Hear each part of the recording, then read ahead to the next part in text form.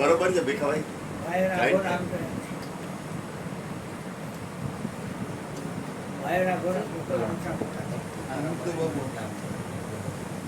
હવે એટલે બધી ભીખાભાઈ નથી.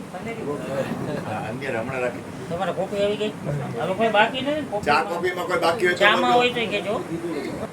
બોલો સદગુરુ મહારાજ સહજાત્મ સ્વરૂપ પરમ ગુરુ.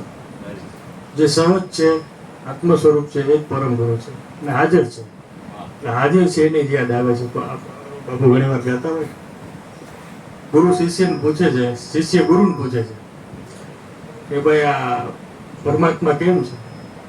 તો કે હું સમજાવી નહીં શકું, અનિર્વચનીય છે. તો કે આ જગત કેમ છે એ મને કહ્યું.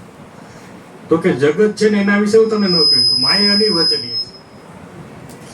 માયા પોતે અનિર્વચનીય છે. કોઈના વિશે કઈ કહી શકાય એવું નથી. કોઈના વિશે કહી શકાય એવું નથી. અનિર્વચનીય વસ્તુ છે. જગત અનિર્વચનીય છે. માયાને કોઈ સમજાઈ ન શકે. કૃષ્ણ ભગવાન કે મારી માયા મારા સિવાય કોઈ સમજી ન શકે. પણ સ્વરૂપમાં રહેતા રહેતા એની ગમ પડે છે, એટલે એને ગુરુગમ કહે. ગુરુગમ દ્વારા જગત શું છે, વ્યવહાર શું છે, એ કઈ બાબતો કેમ છે એનો ખ્યાલ આવે છે. બુદ્ધ ભગવાનને પૂછ્યું કે ભાઈ આ તમારા શરણે હું આવું કે તો મને આ જ્ઞાન મળે? તો કે અત્તા હિ અતનો નાથ હો, તું તારો નાથ થા કે હું તારો નાથ નથી થવાનો.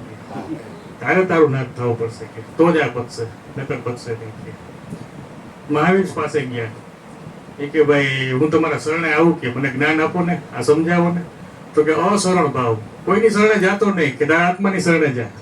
કોઈની શરણે તાર નથી જવું, તારા આત્માની શરણે જા, ત્યાં તને મળશે. જે કાંઈ મળશે ત્યાંથી મળશે. એટલે એના સિવાય બીજો કોઈ ભાવ કરવા જેવો નથી. ગોરખ સાહેબને પૂછ્યું, ગોરખ સાહેબ કહે મરો હે જોગી મરો, કે તારે મરવું પડશે. જોગી કહે હું તને ન મારી શકું, કે તું તારે તો મરી જાય તો થાય કે તારે નક્કી કરવું પડશે. જે નક્કી કરે છે, જે મરે છે, જે ગુરુ શરણે જાય છે, એને એ સ્વરૂપ પ્રાપ્ત થાય છે. પછી એક બાબત છે કે વ્યવહાર અને નિશ્ચય. આપણે જે જીવનમાં કે સત્સંગ કરીએ કે કાંઈ પણ બાબત હોય એ બધી વ્યવહારની વાત કહેવાય.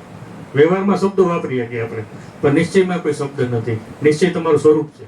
સ્વરૂપ માટે કોઈ શબ્દ નથી, એમ નિશ્ચયમાં કોઈ શબ્દ આવતો નથી. પણ નિશ્ચયથી વ્યવહાર સમજાય છે. વ્યવહારથી નિશ્ચય નહીં સમજાય. વ્યવહારક માણસ કહો શું છે તમારું સ્વરૂપ, તો એ નહીં કહી શકે. પણ નિશ્ચય વાળાને કહેશો કે વ્યવહાર કેમ છે, તો કે આમ આમ વ્યવહાર હોય. નિશ્ચય આમ હોય ને વ્યવહાર આમ હોય, એને બધું સમજાશે.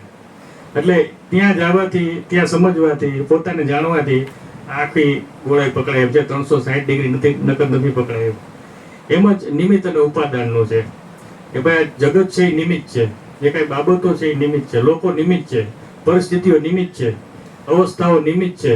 પણ એ નિમિત્તને જાણવા વાળા તમે સત સ્વરૂપ છો, હાજર છો, એ આ નિમિત્તોને જાણી શકે છે. નિમિત્તો બદલે છે, જગતની પરિસ્થિતિઓ બદલે છે, અવસ્થાઓ બદલે છે, મનની અવસ્થાઓ બદલે છે, આખા દિવસની ઘટમાળ ફરે છે. પણ તમે નિશ્ચય રૂપે, ઉપાદાન રૂપે કાયમી હાજર છો. જે હાજર વસ્તુ છે એને ફરતી વસ્તુ દેખાય છે. જે ફજરની બહાર ઉભો છે એના ફજર ફરતું દેખાય છે. અંદર બેઠો છે એને તો એમ થાય કે હું આખે આખો ફરું છું. પણ એવું નથી કે ફજરની બહાર ઉભો છે એને ફજર ફરતું દેખાય છે આખું. એમ જે ઉપાદાનમાં નિશ્ચયમાં છે, જે સતમાં ઉભો છે, એને આ જગત નિમિત્ત રૂપે સતત બદલતો સ્વરૂપ દેખાય છે. સવારથી સાંજ સુધી બદલા રાખે છે, મનની અવસ્થા બદલા રાખે છે, પરિસ્થિતિઓ બદલા રાખે છે. એટલે ચેન્જને કોણ જાણે છે? જે કોઈ ચેન્જ થતો નથી, જે કોઈ બદલતો નથી, એ બદલતી વસ્તુ જાણે છે. બોલો સદગુરુ મહારાજ.